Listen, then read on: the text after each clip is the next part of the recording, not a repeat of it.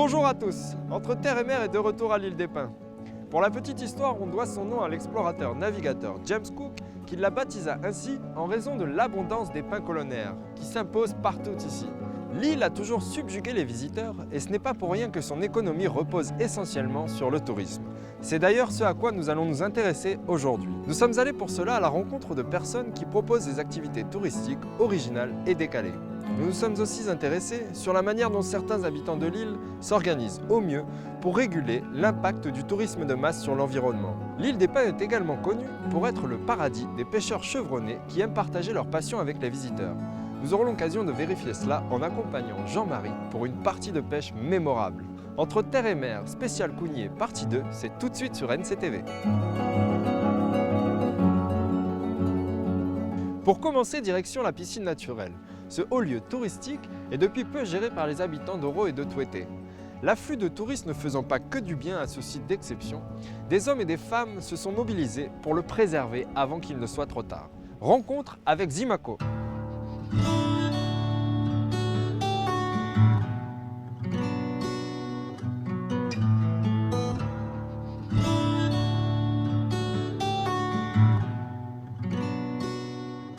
Bonjour, enchanté. Vous allez bien? Très bien. Dites-moi Zimako, voilà, je suis venu vous voir aujourd'hui pour parler de la piscine naturelle, qui est un haut lieu touristique. Et voilà, j'ai appris que vous aviez créé une association pour essayer de préserver le site. C'est bien ça? Vous voyez, c'est agréable à voir et c'est plutôt touristique. On va remonter pour découvrir le lieu.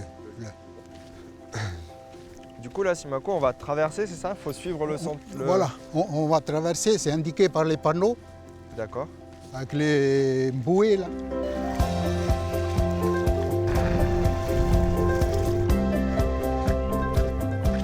Là, bientôt, Zimako, on va rentrer dans le sentier, c'est ça? Voilà. Ça a été aménagé aussi? C'est un endroit... Oui, c'est aménagé, c'est le sentier d'avant.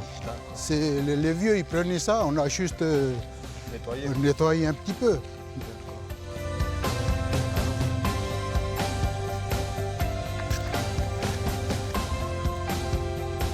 Avant d'arriver à la piscine, on va prendre le petit sentier là. Comme ça, on va longer un petit peu le chenal pour voir un petit peu la piscine. Là, on arrive bientôt à la piscine.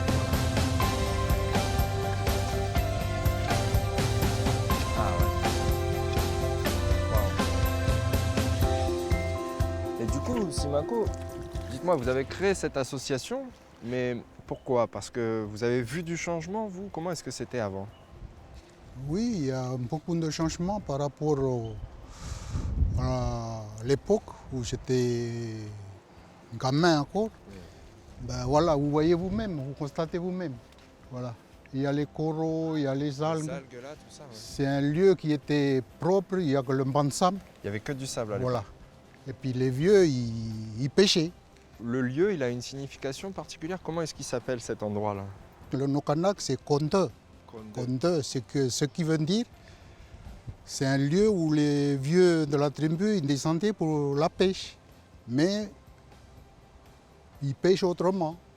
C'est pas avec le filet, mais avec la liane qu'ils mettaient dans les paniers et ils tapaient pour que la liane le jus de la liane. Voilà, il sort. Et puis ils mettaient sous les patates là-haut, dans la piscine. Et puis le poisson, quand il respire, il boit ça, il est étourdi, puis ça flotte, et puis seulement il ramasse. Mais du coup, en fait, la piscine, là, c'est une espèce de réserve aussi. Réserve aux poissons, et puis oui, voilà. C'est plutôt réserve poisson pour les vieux avant. Voilà. Est-ce qu'on peut aller voir cette fameuse piscine alors? Oui, voilà, elle n'est pas loin, elle est là. Elle est là. Waouh! Ça y est, on est arrivé là? Zimako. Voilà, Antoine, on est arrivé au lieu dit.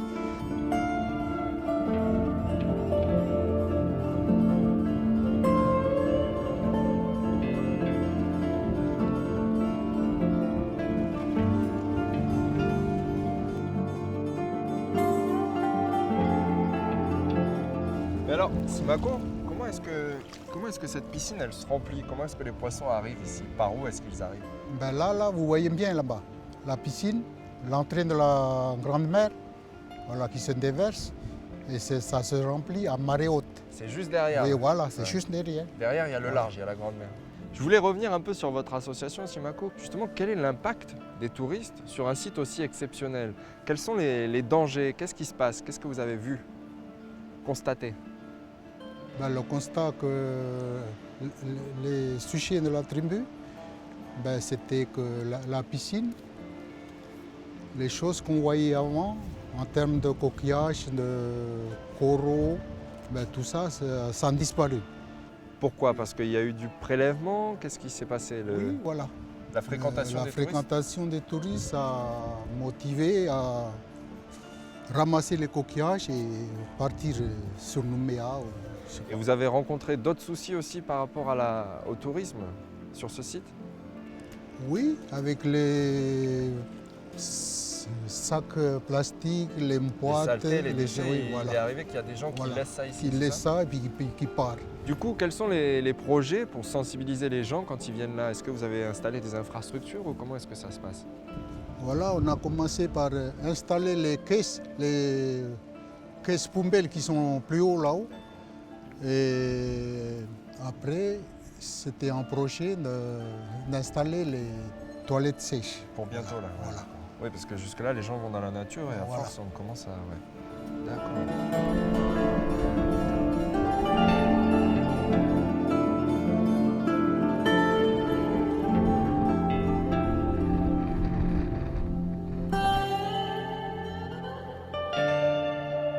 Simako, qu'est-ce qu'on peut vous souhaiter pour votre association? Ben, garder la beauté du site naturel et pour les prochaines générations. D'accord. Un site Voilà. exceptionnel, que ça Voilà. le reste. Merci en Merci. tout cas pour cette rencontre, ce partage et cette visite des lieux. Et je vous dis à bientôt. Moi, je vais continuer un peu ma découverte de l'île. Merci Simako. Merci. Au plaisir. À Allez. bientôt. Yorera Simako. Yorora! Nous sommes toujours dans les environs de la baie d'Oro où nous avons rendez-vous avec Willy. Willy a décidé de se lancer dans une activité touristique bien particulière puisqu'il propose des balades à bord d'un bateau à fond de verre. Il va nous raconter comment il y est parvenu et surtout ce qu'il tient à faire découvrir aux touristes.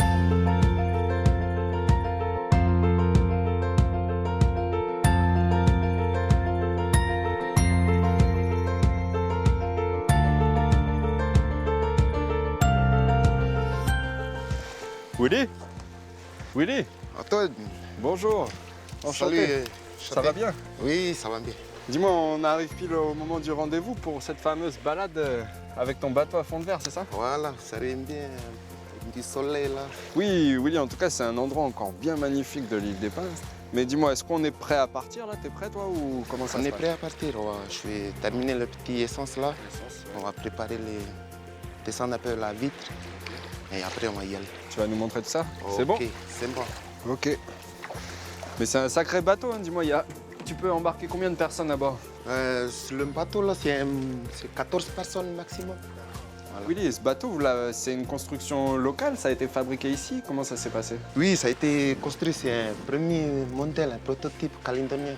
Je suis content du travail qui a été fait. Voilà, montrer.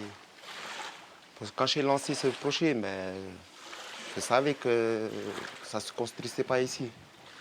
Alors je me suis lancé comme ça pour voir si... Parce que je savais que les bateaux à fond de mer venaient de l'étranger.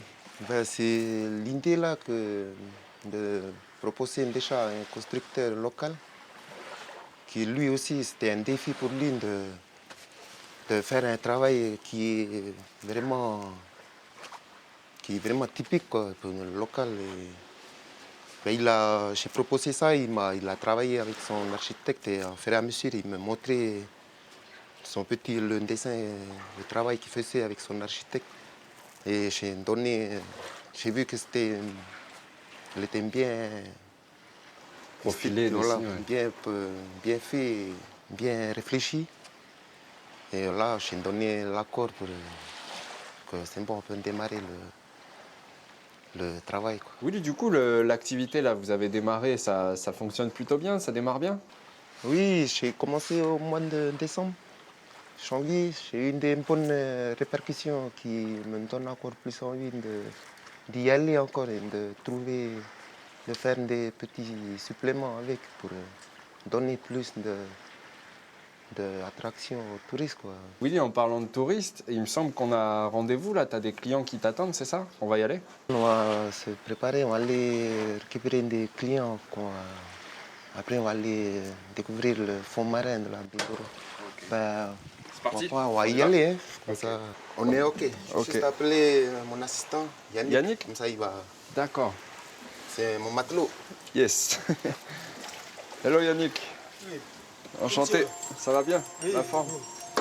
Ok. Ok, Si je peux c'est servir parti. à quelque chose, hein, c'est parti.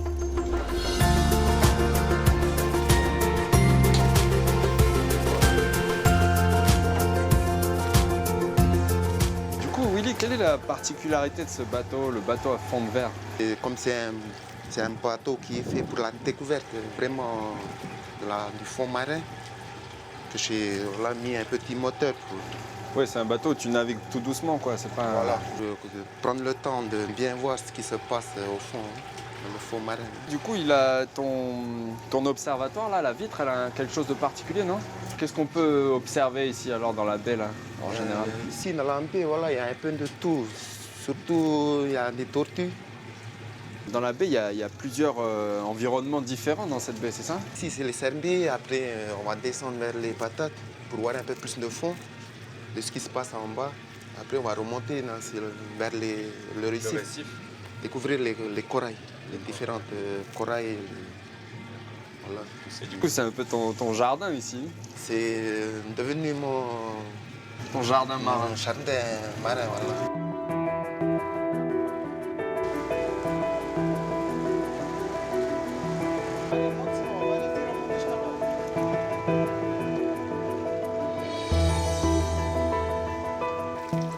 Will, Will, je m'appelle Jean. enchanté. Enchanté. Enchanté, nice to meet you. I'm Antoine. Antoine, Hello. John. Hello. On va découvrir un peu ici. Là. Voilà, ici, là. On va voir un peu le fond. Fond de la 10 mètres, 11 mètres. On va monter tout doucement pour voir les corails. Là, côté du récif. L'anglais, c'est pas trop mon... je suis pas trop champion en anglais, mais je fais avec ce qui est naturel. Je suis. T'arrives à te faire. J'essaie, voilà, j'essaie de me faire comprendre avec les gestes. Je suis oublié.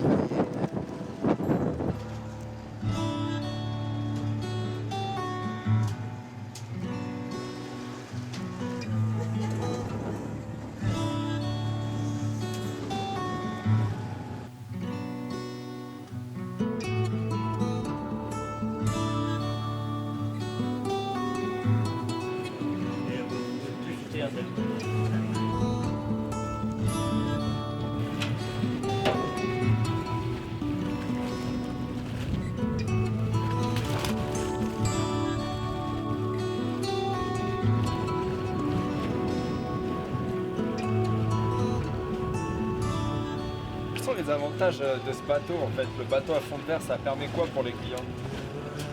Ben déjà, ça évite, c'est un autre moyen de découvrir sans plancher, ça sans mouiller. Et voilà, il reste au sec. C'est notre garde-manger aussi. Alors, de montrer ça aux touristes et de faire comprendre à eux qu'on veut garder le plus longtemps possible ce lagon, parce qu'il a tout. La richesse à lui, il est là. Voilà, on va en profiter et à faire profiter tout le monde.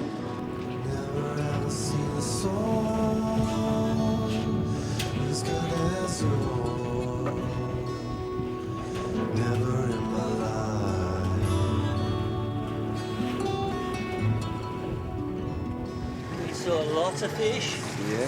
some beautiful coral, Okay. and big stingray Okay. sitting in in the sand. Yeah. You see his eyes. Only eyes. Beautiful. Yeah. Là, c'est parti au retour.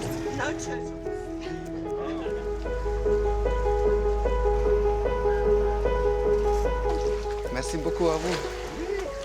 C'est moi qui vous remercie. de votre- Bonne chance à vous. Merci beaucoup. Merci. Bye. Au revoir. Merci beaucoup à vous. Ok. Ça y est, la balade prend fin? Une balade prend fin. En tout cas, merci beaucoup. Mais Will, j'ai une dernière question à te poser. Mais en fait, j'aurais voulu savoir un peu si ça n'a pas été trop compliqué pour toi de te lancer dans un tel projet, d'acquérir ce bateau? Je savais que ça va être dur parce que j'ai déjà fait un peu de premier test et j'ai vu que la difficulté elle était là. Donc c'était d'attendre de bien me mettre mentalement et pour arriver à se mettre dans ça, cette idée de se lancer dedans. Et Parce que quelle a été la difficulté? C'était quoi le plus dur? L'argent, de motiver les gens, qu'on te fasse confiance? voilà, le plus dur, c'est déjà à moi avant de me faire confiance à moi, de pouvoir me lancer dedans, de bien me poser des bonnes questions. Si je me lance dedans, il faut que je m'attende à tout ce qui arrive avec. Et la grande difficulté aussi, c'est le montage. Voilà, comme je suis un jeune qui n'a pas été loin à l'école. Tout l'administratif, les papiers, la réglementation. Ouais. Tout ce qui est réglementation et de comment faire les démarches pour pouvoir y arriver. Et aujourd'hui, Willy, c'est sans regret? Il n'y a pas de regret parce que voilà, je suis bien dedans. Willy, en tout cas, merci pour tout, pour cette balade et puis de nous avoir permis de découvrir les fonds marins autrement grâce à ton bateau. Et puis, nous, on te souhaite bien du courage et puis si on peut te donner un peu de force pour le futur et que ton activité perdure et que tout se passe bien, quoi. Plein de bonnes choses, Will, et merci encore. Merci, Anton, merci beaucoup. Merci pour votre petite visite ici, pour nous donner aussi de montrer un peu le travail qu'on fait, la jeunesse d'ici. Merci beaucoup et la porte est toujours ouverte ici. Olé. On se dit à bientôt alors. On se dit à bientôt. Merci. Olé.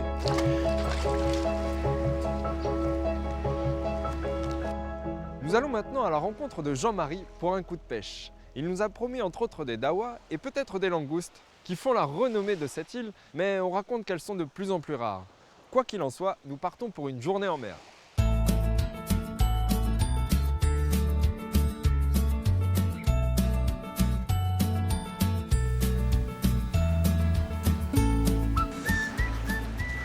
Jean-Marie, bonjour. Bonjour Antoine. Enchanté. Ça va? Ça va bien? Oui, c'est bon. Donc c'est ici qu'on avait rendez-vous pour le coup de pêche alors? Voilà, on va y aller. Bon, il y a un peu de vent. Ouais, On va essayer de pêcher quelques dawas puis de langoustes. ok. Avec les garçons? Oui, les Ouais. garçons. Tonton Doudou, là, Pello et Tatachi. Ok. Voilà. Tout est prêt? C'est bon. On y va? Bonjour messieurs.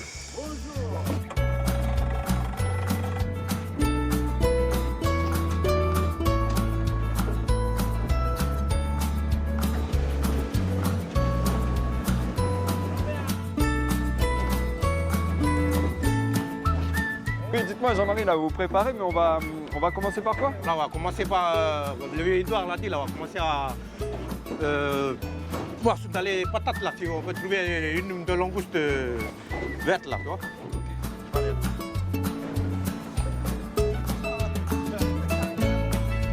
Edouard, comment est-ce que vous choisissez les coins là? Comment vous savez qu'ici c'est à peu près bon? Pour la langouste? Oui. Comme on est déjà depuis, on ne fait que... Vous avez des coins déjà? Ah oui, voilà. Et là, on va... Il y a les endroits où il y a la langouste porcelaine, puis la langouste rouge. Voilà. Et elle reste dans les patates comme ça, Voilà, isolée là? dans les patates. Là où il y a un peu de coron. La verte, il faut aller là où ils s'emplissent, sur le récif, la barrière. Ouais. Là, ils vont sauter à l'eau, ils vont voir, ils vont fouiller un peu de langouste verte. La porcelaine aussi.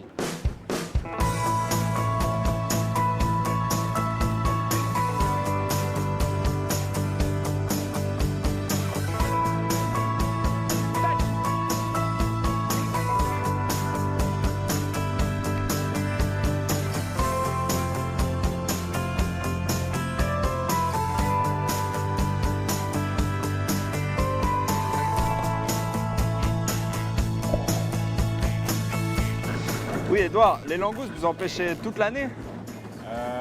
Ouais, bien oui, parce que la langouste, c'est un peu le gagne-pain, nous. Voilà, suivant les commandes, on en fait ouais, presque toute l'année. Et les commandes, quand vous parlez de commandes, ça concerne qui? Vous fournissez qui? Ça dépend, pour des cérémonies, pour les hôtels? Comment ça se passe? Les hôtels et les restaurants sur Nouméa. Ah oui, vous arrivez à exporter sur Nouméa? Nouméa, oui. Et les langoustes, on en trouve beaucoup encore aujourd'hui ou elles sont de plus en plus rares? Ça devient de plus en plus rare. Il faut aller plus profond maintenant. Par rapport à votre jeunesse, ça a bien changé. Oui, ça a bien changé.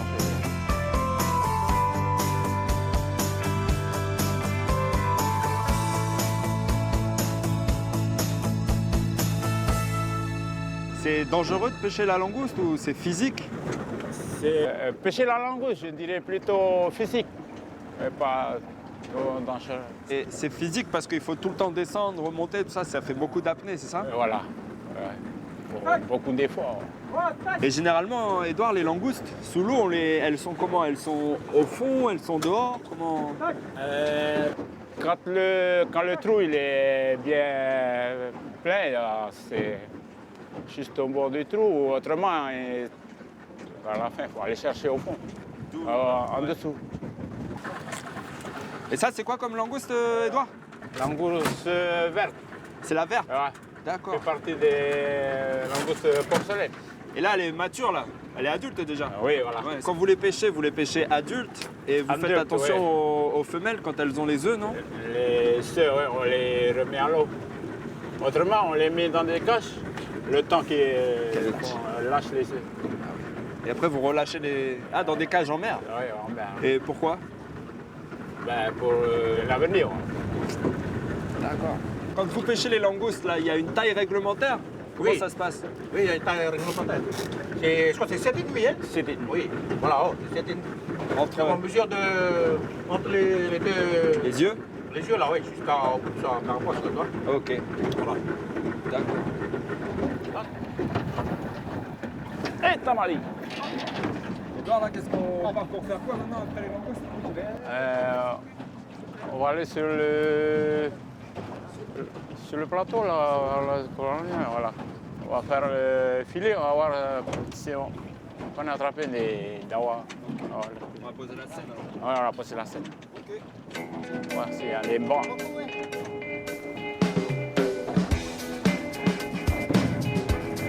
Voilà, go!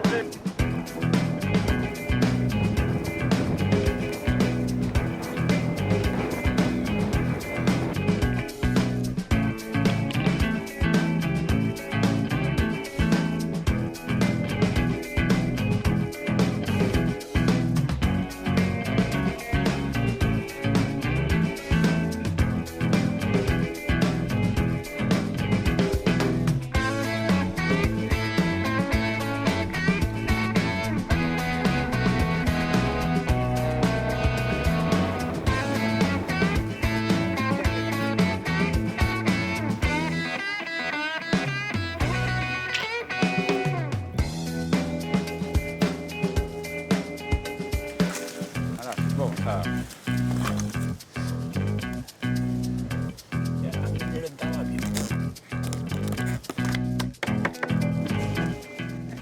Dites-moi, Jean-Marie, après le coup de pêche qu'on vient de faire là, mais vous avez toujours pêché comme ça à la Seine, sur le récif? D'où c'est venu ça? Oui, c'est depuis avec les vieux, avec les papas quoi. On pêchait depuis, et ben là on a pris la suite avec les anciens, les jeunes. Jean-Marie, c'est quand même assez physique comme pêche, non? Faut être bien en forme pour faire ce genre de... C'est dangereux? Non, c'est pas trop, c'est voilà, physique, l'habitude quoi. Voilà. Bien équipé, les chaussures.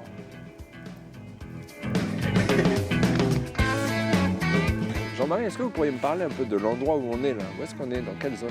Là on est à l'atoll de Nakangui. Sinon où on est là, c'est l'îlot Noami. Voilà. Et puis là, je crois qu'Antoine aura... Ça y est, il y a de la braise là? Oui, c'est bon la braise là. Ok. Hein, on va mettre le poisson et les langoustes. Ok, on va griller notre pêche. Voilà. On va déguster. On a... C'est On va mettre les langoustes au milieu. Hein. sur le côté? Ouais, voilà, on va mettre sur le côté, les deux côtés. Voilà. Comme ça? Voilà. Yep. Côté là-bas.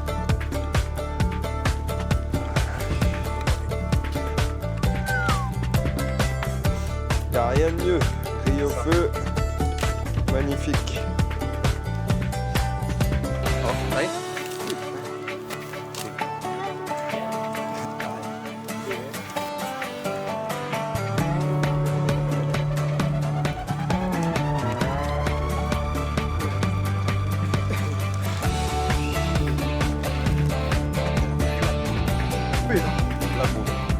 Ok Antoine, je regarde tes cuits.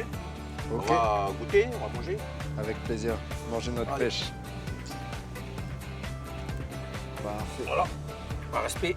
Olé. C'est pour moi. Goûtons. Goûtons le dawa. C'est bon, hein? Parfait. Parfait.